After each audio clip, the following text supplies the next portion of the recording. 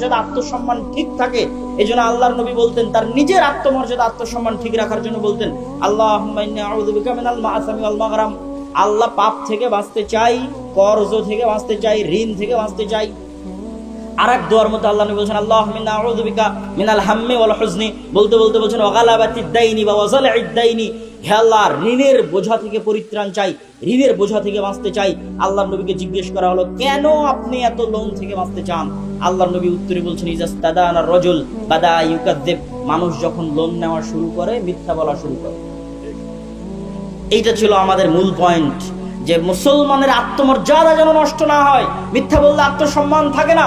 এই জন্য আল্লাহর নবী নিজে লোন থেকে বাঁচতে চাইতেন, মুসলিম উম্মাহকে লোন থেকে বাঁচার জন্য বলতেন।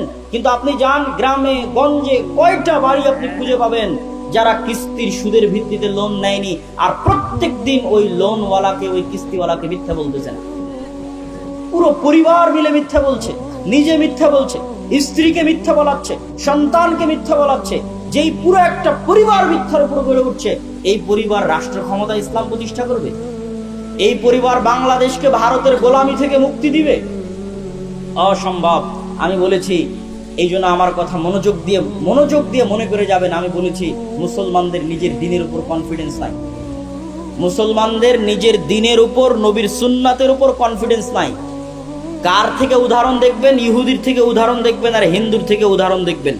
1947 ভারত প্রতিষ্ঠা হয়েছিল সেকুলারিজমের উপর। জওহরলাল নেহরু, গান্ধী, মাওলানা আবুল কালাম আজাদ প্রতিষ্ঠা করেছিলেন সেকুলারিজমের উপর। আর 47 পাকিস্তান আর বাংলাদেশ প্রতিষ্ঠা হয়েছিল ইসলামের নামে, ইসলামের উপর। আজ 70, 75, 80 বছর পার হয়ে গেছে, ভারত সেকুলারিজম থেকে বের হয়ে হিন্দুত্ববাদের মতো একটা ভ্রান্ত মতবাদকে রাষ্ট্রে প্রতিষ্ঠিত করেছে। আর মুসলমানেরা পাকিস্তান আর বাংলাদেশের মতো মুসলিম রাষ্ট্ররা পাল্লা দিচ্ছে পৃথিবীকে দেখানোর জন্য, দেখো আমি কত বড় সেকুলার, আমি কত বড় ধর্মবিদ্বেষী, দেখে যাও আমাকে, কত বড় সেকুলার, আমাকে চিনে যাও, যে আমাকে একটু দাম দাও, মূল্যায়ন করো। আজকের বাংলাদেশের মুসলমানেরা ভারতের যে ঘটনাগুলো আছে সেগুলো নিয়ে ট্রল করে, যুবকরা ট্রল করে, ফেসবুক, ইউটিউব, বলে তাদের টয়লেট নাই, বা অমুক নাই, তুমুক নাই, বা তারা গোমূত্র পান করে, ইত্যাদি নিয়ে ট্রল করে।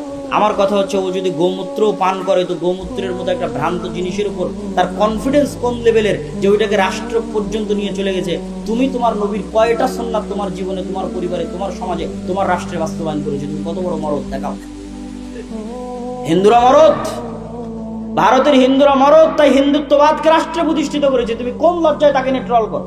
তুমি যদি তাকে নিয়ে ট্রল করতে চাও, তো তোমার নবীর সুন্নাতকে তোমার জীবনে বাস্তবায়ন করে দেখাও, যে হ্যাঁ আমি পুরুষ, আমি কাপুরুষ না, আমি সাহসী বীর পুরুষ, আমারও আমার নবীর দিনের সুন্নাতের উপর কনফিডেন্স আছে, আত্মবিশ্বাস আছে।